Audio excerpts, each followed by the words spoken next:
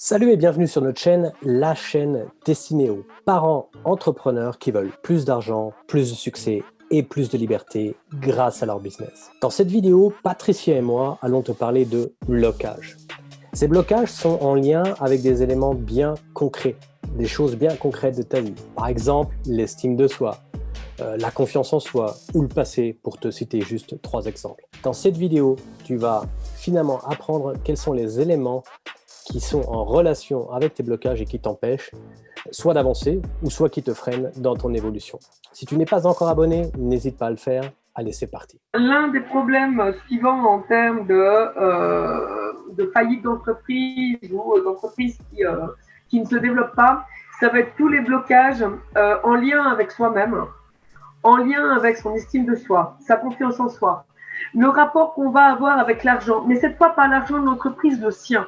Comment je perçois cet argent? Est-ce que j'estime que recevoir 10 000 €, c'est quelque chose que je mérite? Ou est-ce que je vais être au point de me dire que recevoir 10 000 €, oui, mais 10 000 € pour 2 heures, non, c'est trop facile. Et tout ça, ça va entraîner des blocages. Alors, je ne vais pas revenir dessus puisqu'il y a déjà eu un atelier super complet qui a été fait, mais il y a tous les blocages qui sont en lien avec le passé, qui sont en lien avec l'estime de soi, qui sont en lien avec la confiance, qui sont en lien avec des besoins mal nourris, qui sont en lien avec des valeurs qui s'exercent mal. Alors pour Olivier, s'il veut la différence, les besoins sont notre moteur. Nos besoins, ils sont vitaux et tout ce qu'on fait, on le fait pour nourrir ces besoins. Donc s'assurer que ce soit les bons besoins et non pas les besoins des autres. Et ces besoins-là, ils peuvent être nourris que si on passe à l'action.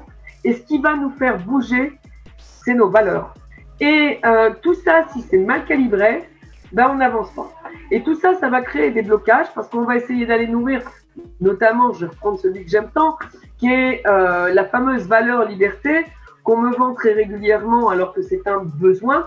C'est sûr que si vous voulez faire un truc pour donner de la liberté aux autres, mais que vous en avez un besoin comme moi, c'est un besoin incommensurable, si je ne me sens pas libre ou que je me sens restreinte d'une quelconque manière, je serais prête à tuer pour retrouver ma liberté, ou la parcelle de liberté qui me manque, il est clair que c'est pas quelque chose que je vais pouvoir donner aux autres. J'en ai besoin, c'est mon moteur, c'est le truc qui me fait avancer, c'est le truc qui me fait me lever le matin.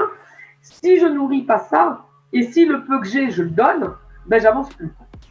Et ça, c'est les blocages qu'on retrouve dans l'entreprise, c'est-à-dire une entreprise qui va venir pomper dans le besoin au lieu de venir utiliser les valeurs. Si on prend Successful Parentpreneur, si on prend notre stratégie globale, elle répond à nos besoins. Michael, comme moi, on a un besoin de liberté et on a des valeurs qui sont des valeurs de partage et d'autonomisation et de responsabilisation.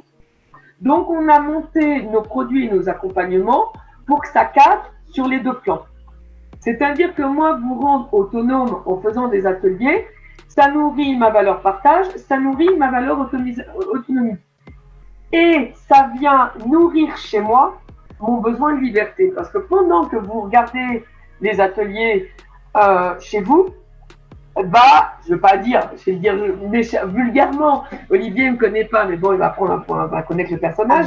Vulgairement, je vais dire, pendant que vous regardez ça, vous ne venez pas me faire chier. Donc, pendant que vous regardez, moi, je peux aller faire du ski. Et ça me va.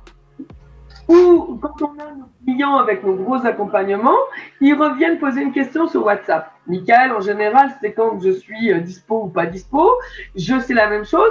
Donc, on sait à quel moment on répond et à quel moment on peut vaquer tranquille à nos occupations et que l'autre va répondre. Et ça répond à notre besoin. Si on part sur quelque chose qui vient pomper notre liberté, c'est-à-dire où on s'enferme dans une structure, en disant, OK, de 8h à midi et de 2h à 6h, on bosse chez un client parce qu'il a besoin de je ne sais pas quoi, mais parfois on a besoin d'argent, qu'on est dans le manque, on accepte une mission de consulting. Et on va aller le regarder sa compta, et on va aller regarder ci et ça. Et après, on va faire les choses avec lui. On va l'aider à mettre ses processus. Là, à un moment donné, et je pense que le moment, il serait pas long à venir, avec Michael, on va craquer. Parce qu'on va donner de la liberté au client, celle de faire ce qu'il veut faire en lui réagençant son business, mais on va venir bouffer notre liberté à nous en n'ayant pas la possibilité de se dire « Ok, vendredi, je fais un atelier, bah tiens, mardi, je me barre à Annecy. Parce que j'ai pas envie de bosser toute la semaine et d'être enfermé toute la semaine, je prends une journée complète et je vais à Annecy. » Et ça, si on ne l'a pas, si la société, elle fonctionne sur une base de consulting, bah, au bout d'un moment, on s'essouffle. Et si on s'essouffle, bah, au bout d'un moment, on n'est plus performant. Et si on n'est plus performant, bah, il y a un moment donné où ce qu'on va demander à nos clients ne va plus être en adéquation avec ce qu'on est capable de fournir. Et ça, souvent, dans les entreprises, j'ai des entrepreneurs qui arrivent avec des valeurs, avec des besoins, et des entreprises qui vont venir enrichir les valeurs et pomper dans les besoins. Donc, en gros, tu as un gros tas de farine, et au lieu de consommer ta farine pour faire du pain, bah, tu as besoin de pain, mais tu rajoutes de la farine sur ta farine, sur ta farine, et au final, tu n'arrives jamais à produire ton pain.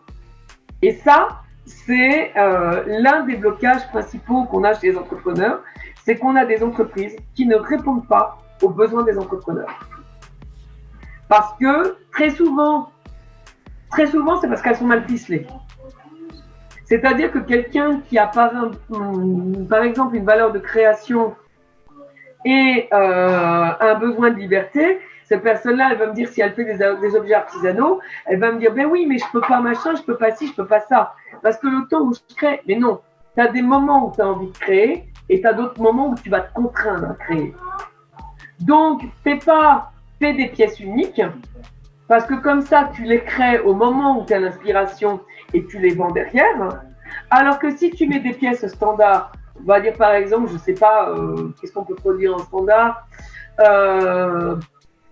des petits ronds pour mettre les serviettes. Ronds de serviettes. Si tu produis ça, je sais pas comment ça s'appelle. Des ronds de serviettes. Des ronds de serviettes. Des ronds de serviettes, ben voilà, des ronds de serviettes.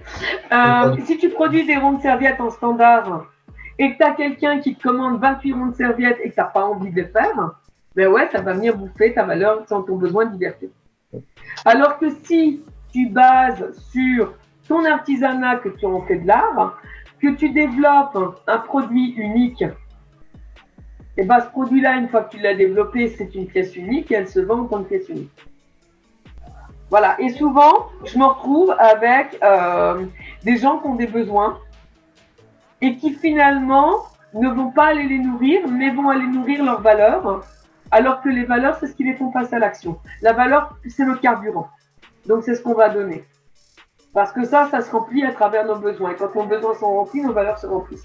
C'est un peu le tonneau des Danaïdes, ça tourne en boucle. En circuit fermé. Ouais. En circuit fermé, voilà, merci. Je commence à fatiguer. Donc, est-ce que c'est clair là-dessus? Mais ça, on l'a déjà vu et revu, je suis revenue plusieurs fois dessus. Les blocages, ils vont vraiment être internes. Et quand on arrive à mettre un doigt dessus, à restructurer l'être humain, en général, en restructurant l'entreprise derrière, on arrive à des choses qui sont performantes. Ouais, tout à fait. Voilà. Il y a aussi les croyances limitantes, des fois, dans les blocages.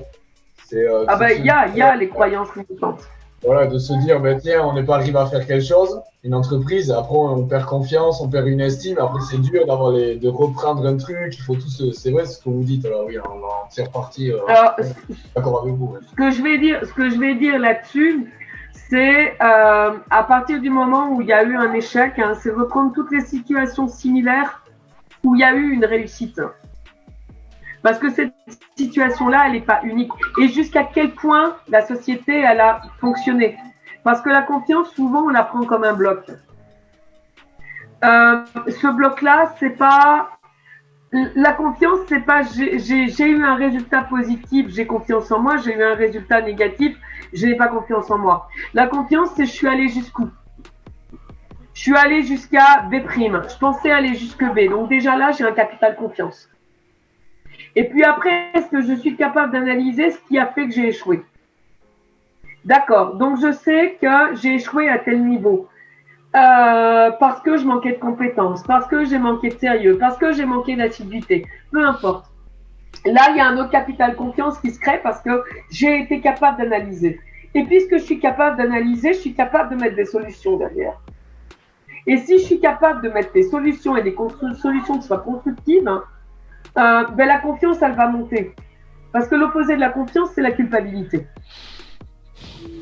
C'est plutôt que de dire j'ai eu un problème et je l'ai réglé, et j'ai trouvé une solution qui est pérenne et j'ai pu progresser face à cette solution, c'est j'ai une solution, mais au final, je vais trouver vachement mieux de me répéter que j'ai échoué. Et puis si j'ai échoué, c'est parce que c'est ma faute que j'avais pas cette compétence. Ben oui, mais ça va altérer la confiance et à aucun moment ça va apporter une solution. Et au final, la confiance, comme tout le reste, hein, ça marche par, avec Michael, on est les rois des unités, des petites unités. C'est-à-dire qu'un puzzle, il est fait d'un certain nombre de pièces. Et plus on va être capable de découper l'image globale en petites pièces, plus on va pouvoir progresser et aller loin dans notre propre rapport de valeur à nous-mêmes. C'est-à-dire que notre confiance, si on est capable de prendre tout le processus et de dire « Ok, j'ai échoué quand j'étais à 99%. Est-ce que j'ai vraiment échoué? Est-ce que ça mérite vraiment que je m'autoflagelle? Est-ce que ça mérite vraiment que pour 1%, je me traite comme une sous-merde ?» Et ça, c'est souvent un processus que les entrepreneurs n'ont pas. C'est « j'ai réussi ou j'ai échoué ?» Non. Tu as réussi jusqu'où et tu as échoué à partir de où et pourquoi. Et qu'est-ce que tu peux améliorer la prochaine fois et jusqu'où tu vas pouvoir aller, jusqu'où tu pensais pouvoir aller. Et de là, c'est déjà beaucoup plus difficile de venir détruire la confiance qu'on a en soi.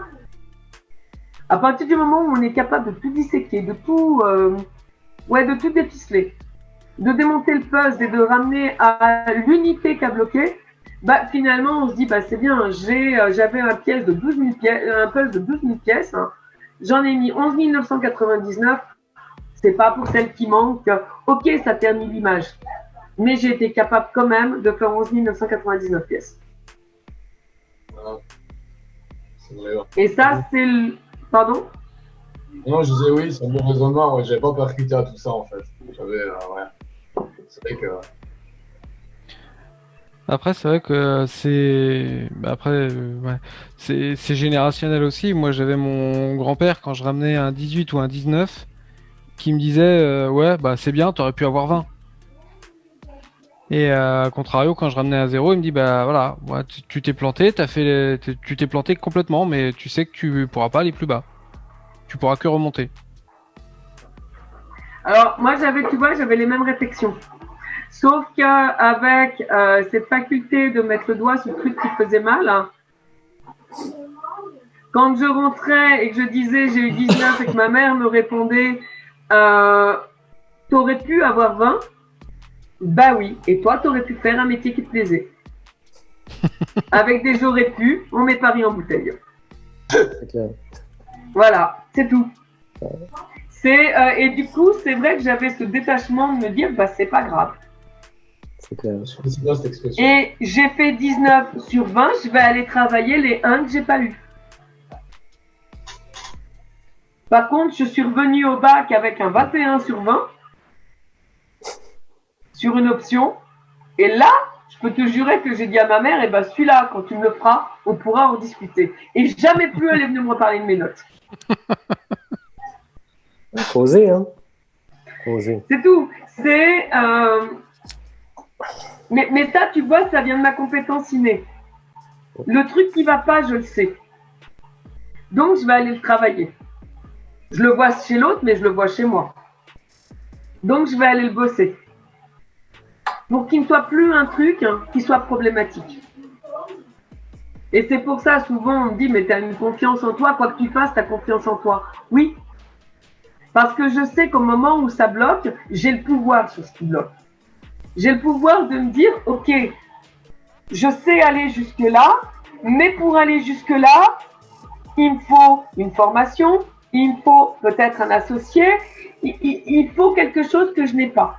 Qu'est-ce que je vais mettre qui va faire que ça va pouvoir progresser? Et de là, il n'y a pas de problème, il y a juste une solution. Ça Donc, change toute la mise, hein. Ça change la confiance, ça change l'estime et ça change le rapport à ce qui se passe. Je veux dire, quand toute cette crise a commencé, Il y a un moment donné où les enfants ont été inquiets, et c'est ce qu'on leur a dit. Avec papa, des crises, on en a connu plein. Moi, le premier dont je me souviens, c'est Tchernobyl. J'avais 10 ans à cette époque-là, 12 ans. C'est le premier gros truc dont je me souviens. Et ce que j'ai dit aux enfants, c'est, vous voyez, depuis, il y a eu Tchernobyl en 85, il y a eu le krach boursier en 87. En 89, il y a eu la réunification de l'Allemagne. Mais tout ça, c'était des périodes perturbées. C'était des périodes où on ne savait pas où on allait, où on ne savait pas ce qui allait arriver. Et c'est ce que je leur ai dit. Je leur ai dit, voilà, on a connu tout ça. De là, on a pu faire ça, on a su faire ça, on a fait comme ci, on a fait comme ça. Donc là, c'est pareil, on va observer, on va s'adapter. On ne va pas être fou au point d'aller faire des choses déraisonnables, mais on va réfléchir avec ce qu'on a et ce qu'on sait. Et à partir du moment où tu réfléchis avec ce que tu as et ce que tu sais, tu t'aperçois que tu en sais vachement plus qu'on voudrait bien te laisser croire. Ah, c'est clair. Et donc, c'est ça. Mais après, c'est un travail de décortiquage. Et on en revient toujours à mon puzzle. C'est que l'image, elle n'est pas noire parce qu'il te manque 3 pièces. Et là, sur le puzzle global du Covid, si on prend le Covid, on avait une grosse image. On avait des pistes de réflexion, on avait des indices. Après, il suffisait de poser les choses calmement et de voir comment les pièces, elles se raccordaient. Mais on savait des choses. Et donc, ça a été la base de travail avec les gamins pour leur dire, voilà ce qu'on sait, voilà ce qu'on ne sait pas, voilà le risque de ce qu'on ne sait pas, et voilà l'avantage de ce qu'on sait. Et c'est pareil partout. Parce que vous apercevez que quand vous commencez à sombrer dans la peur, vous vous dites qu'il y a beaucoup de choses que vous ne savez pas, mais en réalité, on connaît toujours 60% de l'image globale. Et même encore si on en connaît 5%, c'est pas ce qui empêche d'avancer. Mais en général, sincèrement, on a entre 50 et 60% des images globales. Et quand on est dans une entreprise où il y a des changements, où on nous dit « ouais, mais on ne sait pas ce que ça va devenir avec le futur directeur, avec machin », si, on sait. Et aujourd'hui, avec les réseaux sociaux, on sait encore plus. Donc, on va analyser, on va recouper, on va regarder, et puis de là, on va avancer. Et c'est comme ça aussi qu'on se déblaye de la peur et qu'on avance en termes de confiance. Parce que après, vous allez vous apercevoir qu'au final, il n'y a pas grand-chose sur quoi on n'a pas la main. Ouais. On a plein de leviers. Le seul levier qu'on n'ait pas, c'est le temps. C'est pour ça qu'il faut voir où on met nos priorités. Mais ça revient à ce que je disais tout à l'heure, c'est toujours le même principe. Il faut savoir où on en est et où on veut aller. C'est ça. Si on ne sait pas où on veut aller, finalement, on ne peut pas dire qu'on est... C'est comme l'histoire de la carte routière ce matin. Je veux dire, si tu ne sais pas où tu es, comment tu veux savoir la distance qui te sépare de là où tu veux aller? Et dans le business, c'est pareil. Si tu sais que tu veux faire un chiffre d'affaires X par mois, tu ne sais pas où tu en es parce que tu n'as pas ta comptabilité correctement sous contrôle, tu n'as pas le truc en main, tu ne sais pas où tu voulais aller, ça va être difficile de dire il me manque une pièce du puzzle. Par contre, si tu sais que tu as un puzzle de 1000 pièces et qu'il t'en manque une, tu sais que tu en as quand même fait 999 et que tu l'as placé correctement. Et dans le business, c'est exactement la même chose sur le plan métaphorique. C'est de se poser la question, ok, je veux aller là, je veux aller là. Tu fais une analyse de l'état actuel, tu en es là. Ce qui te manque, c'est un pont. Ce qui te manque, c'est quelques étapes. Ou peut-être qu'une étape. Tout dépend de la distance. Il y a des ruisseaux qu'on peut passer avec un petit seau, enfin un seau, le fait de sauter le ruisseau. Et puis, tu as des fois des situations où tu ne peux pas sauter parce que c'est trop large. Et ce que tu vas faire, c'est que tu vas aller chercher un pont. Tu ne peux pas passer au-dessus du ruisseau. Ou alors, tu traverses la rivière ou le truc. Mais finalement, à la fin, c'est de se poser la question, OK, où je veux aller et où j'en suis à l'heure actuelle. Et ça, d'analyser régulièrement où on en est, permet de savoir si on se rapproche de son objectif ou si on s'éloigne de son objectif. Et c'est ça la stratégie d'un business, c'est de savoir finalement où je veux aller et comment je vais y aller. J'aime pas trop le mot comment, je dirais plus de quelle manière. Ce qu'on disait ce matin, pour récapituler finalement par rapport à ce point-là, si je vais dans le sud de la France et que je suis sur Nancy, d'où je viens, je vais me poser la question, est-ce que j'y vais en train, en avion, en bécane, est-ce que j'y vais en voiture, est-ce que j'y vais en autostop, est-ce que j'y vais en hélicoptère, est-ce que j'y vais, je ne sais pas moi, quel moyen. Finalement, on se rend compte à la fin qu'on a beaucoup de possibilités. La question, c'est pas qu'est-ce que je peux faire, mais qu'est-ce que je veux faire. Et le fait de s'autoriser, ça a aussi à avoir avec la confiance en soi. Et le fait de ne pas suivre la tendance, mais de se différencier dans ses activités, va nous permettre d'être encore plus performants que la plupart le seront, parce qu'ils suivent finalement comme des moutons la meute et finalement le berger. Et c'est pas là l'intention. L'intention dans le business, c'est d'être en clair sur sa stratégie, d'être en clair sur l'objectif. Et la stratégie, c'est de savoir, OK, si je peux pas faire les 1000 km qui me séparent de chez moi à Barcelone, par exemple de Nancy à Barcelone, ben, je vais le faire en 2 étapes.